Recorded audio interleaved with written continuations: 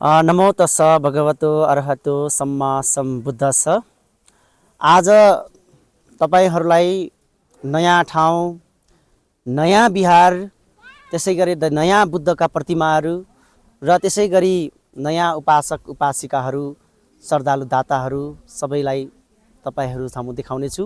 र आज विशेष गरेर बागलुङ जिल्लामा रहेको बरेङ गाउँपालिका 2 मा अवस्थित शुभ मङ्गलम बुद्ध विहार निर्माण भइसकेको छ र अब यस निर्माण भइसके लगतै चारै दिशाबाट आउनुहुने सम्पूर्ण भिक्षु बन्धुज्यूहरूलाई स्वागत छ र उपासक उपासिकाहरूलाई पनि यो विहारमा एकपटक भ्रमण गरिदिनु हुन पनि अनुरोध गर्छु। किन भन्दाखेरि यो ठाउँमा यति राम्रो स्थानमा अति नै राम्रो आरसीसी ढलानले भएको यस बुद्ध विहारमा अति नै रमणीय दृश्यहरू देखिनेछ र साथै यस विहार दानीदाताहरूलाई पनि सम्झिन चाहे। अहिले हाल युकेमा हुनुहुन्छ, उपासक उपासिकाहरूले यसरी जग्गाहरू उपलब्ध गराउनु भयो र साथै दाताहरूको गाउँको सहयोगबाट आज यसरी यो बुद्ध विहार निर्माण भइसकेको छ। र आज फेरि पनि काठमाडौँबाट भिक्षु मेदङ्कर महास्थवीर भन्तीज्यूले यस विहारको निम्ति भनेर उहाँको पहलमा यसरी भगवान बुद्धको प्रतिमा यहाँ ल्याइएको छ र उद्घाटन पनि गरिसकेको छौँ।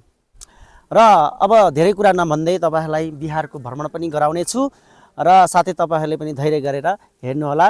र अहिले हामी दृश्य यहाँ हेर्दै हुनुहुन्छ, गेटबाट छिरिसकेका छौँ। यो सबै विहारको एरिया हो, यो जति पनि सम्मो एरिया छ यो सबै विहारको एरिया हो। र कार्यक्रम चाहिँ हाम्रो समाप्त भए लगतै उपासक उपासिकाहरूले चाहिँ त्यहाँ खाँदै हुनुहुन्छ, भोजन गर्दै हुनुहुन्छ, भन्तीहरूले पनि भोजन गरिसक्नुभयो। र देख्न सक्नुहुन्छ सबभन्दा पहिला हाम्रो शुभ मङ्गलम बुद्ध विहार बरेङ 2 बागलुङ है, गुल्मी र बागलुङको सिमानाको विहार। र अब देख्न सक्नुहुन्छ विहार कति राम्रो भएको छ, कति रमणीय एउटा रमाइलो गाउँघरहरू पनि यहीँ छ, छिमेकी घरहरू पनि यहीँ छ। उपासक उपासिकाहरू, दानी दादाहरू भोजन खुवाउने होइन। र विहारको भित्र पनि हामीले अवलोकन गर्छौँ पहिला। र विहार छिर्ने बित्तिकै हामीले नयाँ नयाँ सबै चिज नयाँ देख्न सक्छौँ। र भगवान बुद्धको प्रतिमा अहिले यो प्रतिमा चाहिँ ल्याइएको हो र प्रतिस्थापन गरिएको हो। अनि यो सबै भर्खर रङ पेन्टहरू गरेर एकदम राम्रो बनाइएको छ, देख्न सक्नुहुन्छ। र कार्पेट पनि भर्खर बिछाइएको हो र अझै पनि यहाँ कामहरू बाँकी छ। दाता उपासक उपासिकाहरूले पनि आफूले सक्दो केही सहयोगहरू पनि गर्न सक्नुहुनेछ भन्ने आशा राख्दछु। र यो विहारको हल हो, यहाँ चाहिँ बुद्ध पूजा कार्यक्रमहरू गर्न हामी सक्छौँ। यहाँभित्र आज पनि यही कार्यक्रम भएर यसरी भगवान बुद्धको प्रतिमा चाहिँ प्रतिस्थापन गरिएको हो। जम्मा 5 जना भिक्षु बन्धुहरू उपस्थित भएर होइन, बागलुङबाट अनि काठमाडौँबाट उदयपुरबाट आदि ठाउँबाट चाहिँ बन्धुहरू 5 जना उपस्थित हुनुभएको थियो। र विहारको भित्र यति हो। अब बाहिरतिर पनि हामीले अवलोकन अलिअलि गर्ने छौँ, आउनु होला। अब बाहिरतिर चाहिँ के छ भन्दा अब यो छत माथि पनि अब छत निर्माण हुँदैछ, यहाँभन्दा माथि पनि हुनेछ। सिँढीहरू बनिसकेको छ, यहाँबाट सिँढीबाट माथि जाने हो। र विहारको जग्गा धेरै नै ठुलो छ है। अब यहाँ उपासक उपासिकाहरू पनि यहाँ नास्ता गर्दै हुनुहुन्छ, खाँदै हुनुहुन्छ। यहाँ रमाइलो छ, किन भन्दाखेरि गाउँमै बनाएको रोटी, गाउँमै बनाएको अर्ग्यानिक अचारहरू चाहिँ उहाँले ग्रहण गर्दै हुनुहुन्छ। यसो देखाउनु होला। ल हेर्नुहोस्, उपासक उपासिकाहरूले आजको कार्यक्रम समाप्त भए लगतै भोजन ग्रहण गर्दै हुनुहुन्छ, नास्ता। ल यही गाउँका उपासक उपासिकाहरू हुनुहुन्छ।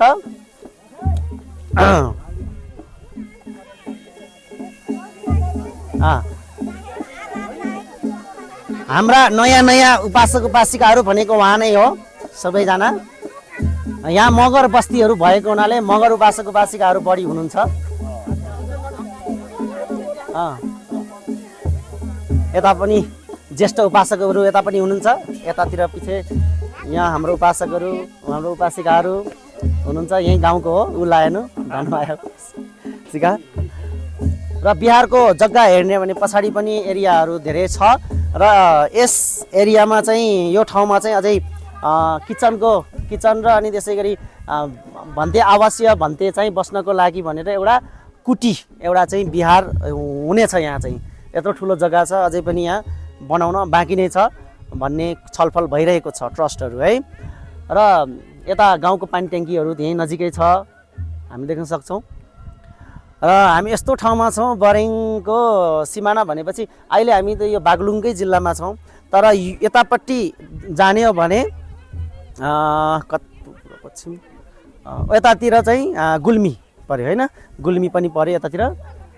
त्यही भएर देख्न सक्नुहुन्छ बिहारको ठुलो जग्गा छ। आजभन्दा 3 वर्ष अगाडि यहाँ भिक्षु पण्डितज्यूहरू उपस्थित भएर बुटवलबाट, काठमाडौँबाट, भक्तपुरबाट, विशेष गरेर भक्तपुरबाट होइन पाल्नुभएका विपस्सी भन्तीज्यू लगायत भिक्षु सङ्घले चाहिँ यहाँ शिलान्यास गर्नुभएको थियो। स्वयं म पनि थिएँ र विपस्सी भन्तेको अगुवाईमा एउटा अध्यक्षतामा उहाँले चाहिँ शिलान्यास गर्नुभएको थियो। धेरै नै खुसी लाग्यो। 3 वर्षमा यति राम्रो बिहार निर्माण भइसकेको छ, अझै पनि विकास होस्। अझै दाताहरूको अपेक्षा राख्दछु कि दाताहरूले अझै सहयोग गर्नुभइकन यो बिहारलाई अझै राम्रो बनाएर यहाँ अवश्य भन्तेहरू पनि बस्नको लागि पहल गर्नेछौँ। यता भन्तेहरू बसोस् भन्ने आशा राख्दै मेरो केही भनाइहरूलाई चाहिँ एकछिन अन्त गर्दै भवतु सर्वमङ्गलम।